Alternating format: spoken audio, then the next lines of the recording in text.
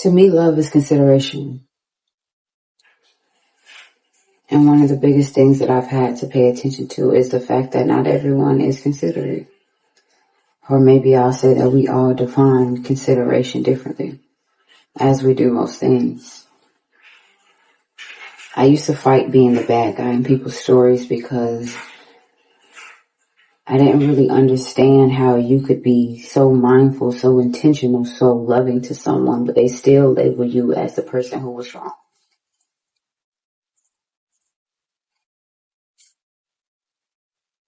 But you can't control other people. You can only control yourself. And the place I'm sitting in right now is what happens when you are actually the bad guy. I guess it makes it a little more easier to accept when you have to accept yourself being the bad guy, whether you truly were or not. I think the biggest thing that I have a hard time with is that knowing that people often don't think twice about being the bad guy in your story, or at least in my experience.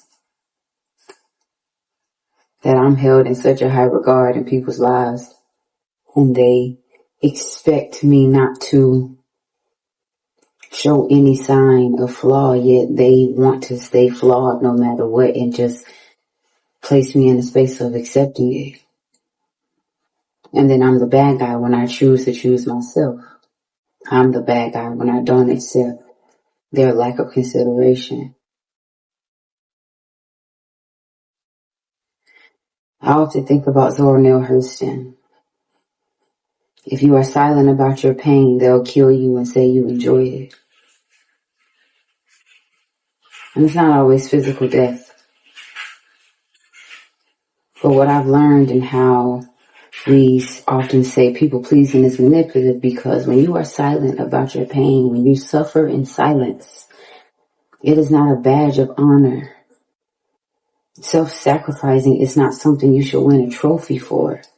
But oftentimes we want to be acknowledged for all the pain we choose to let slide because we feel like we did something honorable. There is nothing honorable in not feeling worthy of your own care and consideration.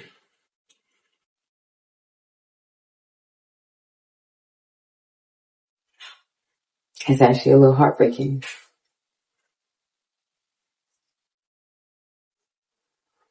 Because I feel like it shouldn't take for someone to have tears streaming down their face. It should not take for someone to crash out, as we say now. It shouldn't take for someone to be distraught, for someone to consider how their choices may impact you. But oftentimes it does. And I think that's so unfortunate.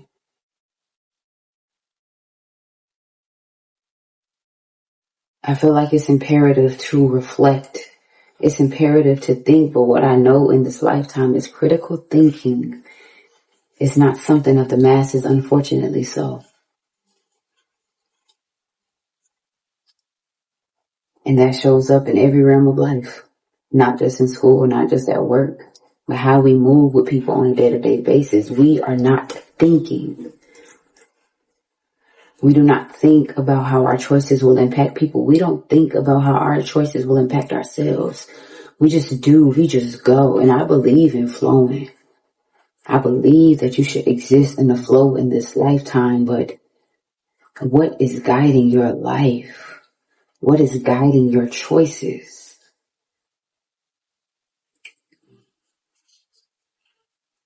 We move recklessly. We move carelessly. And then we somehow turn around and say that we care about things or people. But you can't be careless with the things or the people that you say that you care about. That is a contradiction. Man. It's taken me quite some time to learn that consideration is love to me. But I also have to admit all the times that I've allowed myself not to be considered. And I also have to admit times that I did not consider another person. Or I considered them just maybe after the fact. Someone considered me maybe after the fact. But when you do not do it in real time, You will have to endure what comes with that moment.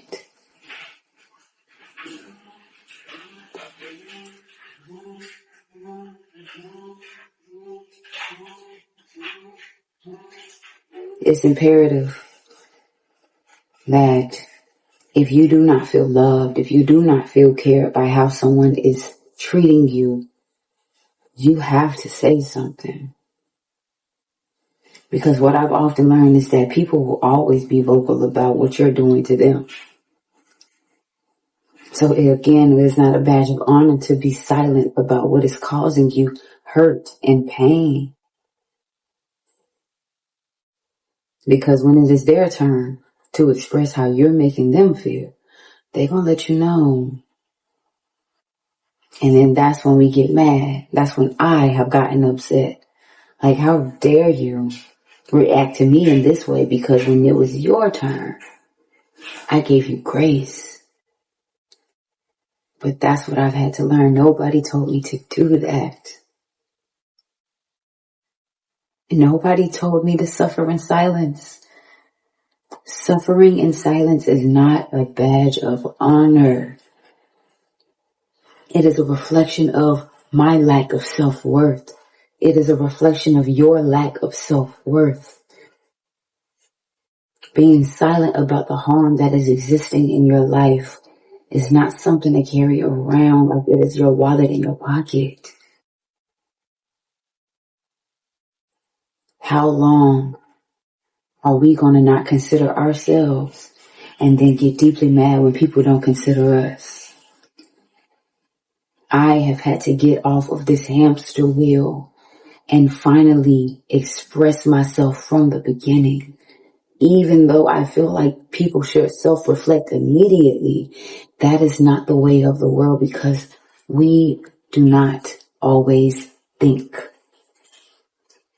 And in a world that teaches people to follow the masses, we have to understand that that is what's happening in connection.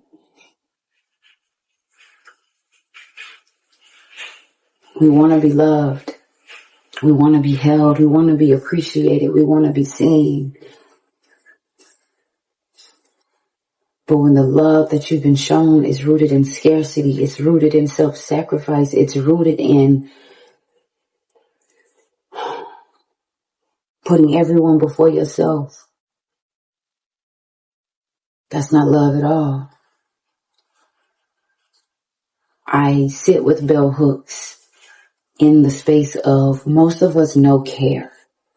We know how to care for each other, but we do not know love.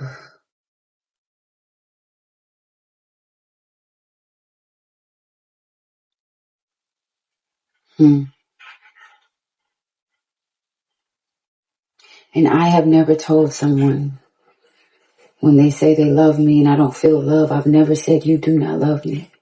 You do not care for me. I have held space for the way that they showed love, even though I did not feel it.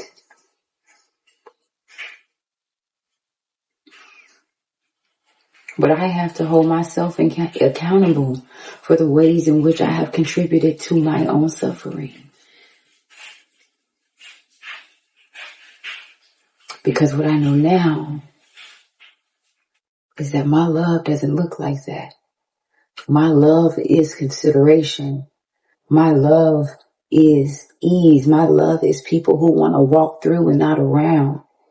My love is knowing that joy is always on the other side of a crumbling taking place.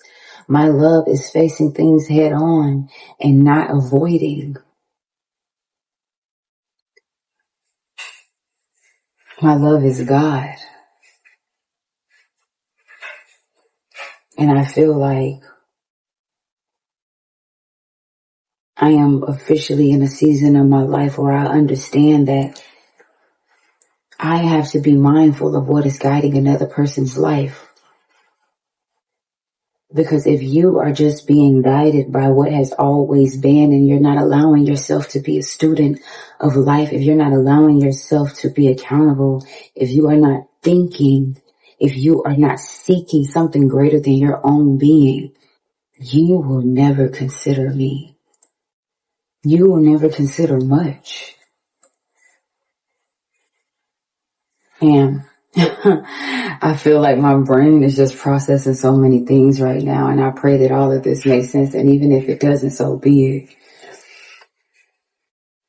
But I feel like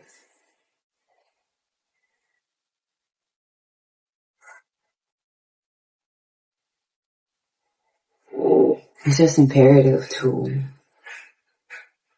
share your heart and your mind.